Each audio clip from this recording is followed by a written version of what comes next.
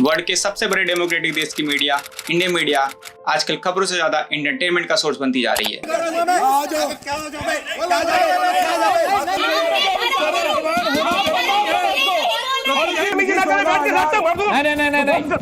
नहीं, इस तरीके के नहीं, ये डिबेट में नहीं। तुम अंग्रेजी बोलने के लिए आपकी हालत टाइट हो जाएगी। यहाँ के रिपोर्टर्स नहीं रहे, ये तो बस एक मीडिया नाम सर्कस के एक कलाकार बन के रह चुके हैं और आप ना चाहते हुए भी इनके दर्शक। लेकिन असली सवाल तो ये है, आखिर इस सर्कस का मेन जोकर कौन है? कौन है वो जो पूरी सर्कस को कंट्रोल करता है? जैसे एक घर के 4 पिलर होते हैं, उसी तरह एक डेमोक्रेटिक कंट्री के भी 4 पिलर होते हैं, executive, legislature, judiciary and the most important जो कि होता है हमारा मीडिया। मीडिया एक बहुत ही इंपॉर्टेंट पिलर होता है जो कि समहाउ इन अदर 3 ऑर्गन्स को भी कंट्रोल कर रहा होता है। लेकिन सोचो, अगर आपके घर का एक पिलर कमजोर हो जाए। ऐसा ही कुछ हो रहा है हमारी डेमोक्रेसी के 4th पिलर मीडिया के साथ। जहां पहले मीडिया बिना डरे सरकार से सवाल कर सकती थी, MP और MLA जैसों की रातों की नींद उड़ी रहती थी, वहीं आज की मेन स्ट्रीम मीडिया बस एक एंटरटेनमेंट का सोर्स बन के रह चुकी है। प्रेस और मीडिया का काम आजादी से पहले ही शुरू हो गया था। ईयर 70-80 में भारत का पहला न्यूज़पेपर इक्कीस बंगाल गजटे लॉन्च हुआ। वो भी एक भारतीय के दौरान ही लॉन्च किया गया था, एक आयरिश पीपल जिसका नाम जेम्स हिके था, जिसमें इन्होंने ब्रिटिश ईस्ट इंडिया कंपनी को भर भर के क्रिटिसाइज किया था। जैसे कि आप सबको पता है, अच्छे काम की उम्र कम होती है, उसी तरीके से जेम्स हिके का न्यूज़पेपर भी मात्र 2 साल में 1782 में ईस्ट इंडिया कंपनी द्वारा सीज कर दिया गया। लेकिन कहानी यही नहीं रुकी। ईयर 1822 में राजा राम मोहन राय, जो कि एक सोशल रिफॉर्मर थे, उन्होंने अपना पहला न्यूज़पेपर लॉन्च किया, वो भी इंडियन लैंग्वेज में, जिसका नाम था मीरतुल अखबार, जिनमें उन्होंने भारत के कई सामाजिक और पॉलिटिकल मुद्दों पे गंभीर चर्चा की।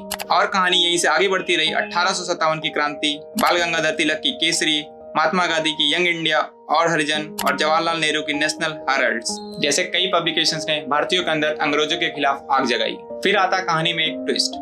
ईयर 1936 जन्म होता है ऑल इंडिया रेडियो का। 13 अगस्त 1947 ये ऑल इंडिया रेडियो लाहौर है।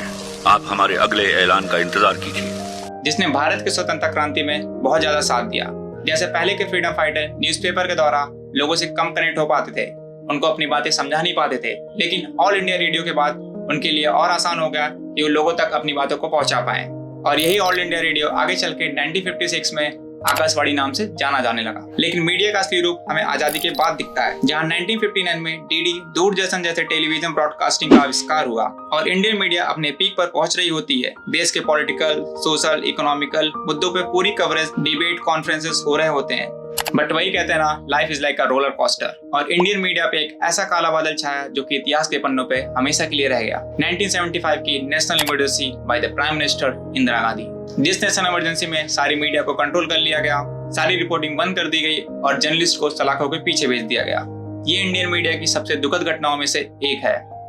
फिर समय गुजरा, जैसे हर रात के बाद सुबह होती है, उसी तरह 1991 में इंडियन मीडिया की एक नई शुरुआत हुई। इकोनॉमिकल लिबरलाइजेशन ने प्राइवेट कंपनीज को इंडियन मीडिया मार्केट में एंटर करने का एक मौका दिया और दूरदर्शन की जो इतने दिनों से मोनोपोली चली आ रही थी, उसका भी अंत हुआ। और फिर 1992 में ग्लोबल प्लेयर्स जैसे कि ZTV, MTV, स्टार TV और बहुत सारी प्राइवेट कंपनीज की एंट्री हुई। अब जब ग्लोबल प्राइवेट कंपनीज आएगी तो कंपटीशन तो बढ़ेगा ही, और प्राइवेट कंपनीज है तो उनको प्रॉफिट चाहिए होगा, नहीं तो वो बंद हो जाएंगी।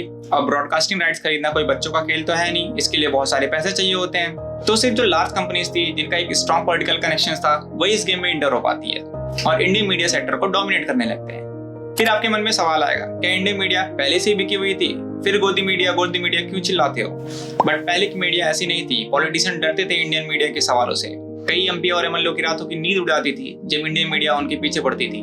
बट आज की मीडिया ऐसी नहीं है और हमें इस सर्कल को समझने के लिए हमें इसके मेन जोकर को पता करना पड़ेगा। आखिर इस सर्कस का मेन जोकर है कौन? कौन है वो जो इस पूरी मीडिया सर्कस को कंट्रोल करता है? किसके इशारे पे ये पूरी इंडियन मीडिया नाच रही है? सो इस सर्कस के मेन जोकर को जानने के लिए हमारा पहला क्लू है इंडियन मीडिया की ओनरशिप।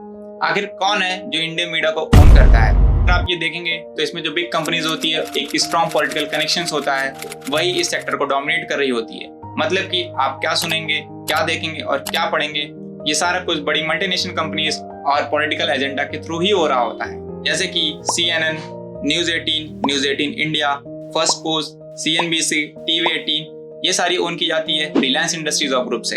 और NDTV 24/7, NDTV India, NDTV profit, ये सारी ओन की जाती है अडानी ग्रुप ऑफ कंपनीज से। The times of India, times now, the economic times, ये सारी ओन की जाती है द टाइम्स ग्रुप से। और साउथ में the most dominating Sun group, जो कि ओन करता है सन टीवीज को, सन न्यूज को, दिनकर्स को, रेड एफएम को।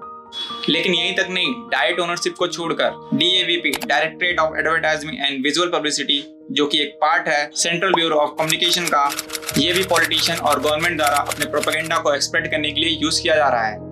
क्लू नंबर 2, जिसमें कि गवर्नमेंट के सारे इनिशिएटिव को, सारे कामों को बहुत ही ज्यादा पॉजिटिव लाइट के साथ रिफ्लेक्ट किया जाता है।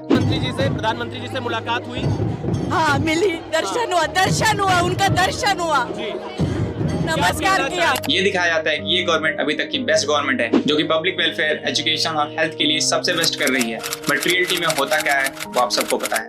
क्लू नंबर 3, तो इस सर्कस का जो मेन जोकर है वो क्या करता है, अपोजिशन को क्रिटिसाइज करता है, और यहाँ तक कि वो अपने बहुत सारे ओपोनेंट को यहाँ तक नहीं छोड़ता कि वो अगले इलेक्शन में कंटेस्ट कर सके, और इवन बहुत सारे लीडर्स को तो जेल तक भेजा गया है। ये तो जोकर इस सर्कस का वो एक हाइपर नेशनलिस्ट सेंटीमेंट का यूज करता है। स्पेशली जब हमारे पास में कोई मिलिट्री कॉन्फ्लिक्ट होगा या डिप्लोमेटिक रिलेशन में कोई दिक्कत आएगी तो ये बहुत ज्यादा नेशनलिज्म को प्रमोट करेगा। वहाँ पे बहुत सारी देशभक्ति और एकता की बात की जाती है। इमाम हुसैन अमन और इंसाफ के लिए शहीद हो गए। उन्होंने अन्याय और अहंकार के विरुद्ध अपनी आवाज बुलंद की। और जो क्लू नंबर 5 है, ये जो जोकर होता है टारगेट करता है माइनॉरिटीज कम्युनिटीज को, जिससे कि लगता है जो आपकी मेजोरिटी कम्युनिटी है वो एक सुपीरियर फीलिंग डेवलप होती है उसके अंदर कि हम किसी एक पर्टिकुलर कास्ट या रिलीजन से अच्छे हैं, जिसका यूज करके ये जोकर अपने पॉलिटिकल एजेंडा को सक्सेसफुल बनाता है। और इंडियन मीडिया को डोमिनेट करने के लिए यहाँ तक किया गया है कि आपके जो बहुत फेमस स्पीकर्स हैं, एंकर्स हैं, उनको सस्पेंड तक कर दिया गया है, उनकी नौकरियां जा चुकी है। और आज के दिन में तो पेड न्यूज एक आम सी बात हो गई है, जिसमें कि पैसे देके एडवर्टाइजमेंट करके अपना एड कैंपिंग चला के अपने प्रोपेगेंडा को स्प्रेड किया जा रहा है। और इंडियन मीडिया में कुछ तो प्राइवेट टीटीज भी होती हैं, जिसमें कि मीडिया और नॉन मीडिया सेक्टर को एक साथ साइमल्टेनियसली रन किया जाता है प्रॉफिट बनाने के लिए। और इंडियन मीडिया चैनल्स को तो आप खूब ही जानते हैं, इनका बस एक उद्देश्य होता है अपनी TRP को इंक्रीज करना, और यही इस सर्कस की इंजन भी होती है। किसी तरीके से भी इंडियन मीडिया चैनल पे TRP आनी चाहिए, क्योंकि 70% of the revenue in media channel का एडवर्टाइजमेंट से आता है। इसीलिए आजकल के ये चैनल इन्फॉर्मेशन और फैक्ट से ज्यादा इमोशंस दिखाते हैं, ड्रामेटिक्स बनते हैं। और आज की मीडिया यहाँ तक गुजर चुकी है कि मीडिया ट्रायल्स होने लगे हैं, मतलब कि कोर्ट ऑफ लॉ का जजमेंट आने से पहले ही मीडिया अपनी स्पेकुलेटिव थ्योरीज बनाने लगती है कि ऐसा हुआ होगा, ऐसा हो सकता है।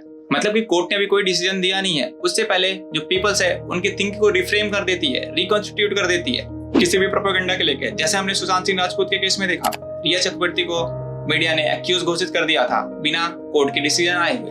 और इन्हीं सब वजह से आपको पता है कि इंडिया की जो मीडिया रैंकिंग है वो कितनी नीचे हो चुकी है। बट अब सवाल तो ये है, हम अपने डेमोक्रेटिक के 4th पिलर मीडिया को कैसे प्रोटेक्ट कर सकते हैं? हम एज ए सिटीजन क्या स्टेप ले सकते हैं जिससे कि हमारी मीडिया की पावर वापस आ सके? जहां मेन स्ट्रीम मीडिया से भरोसा उठ चुका है, वहीं पे कुछ इंडिपेंडेंट मीडिया प्लेटफॉर्म जैसे कि the Wire, Newslaundry, the Quint, Scroll in के जैसे कई इंडिपेंडेंट प्लेटफॉर्म ने जिम्मा उठाया है इंडियन मीडिया को फिर से स्ट्रॉन्ग बनाने का।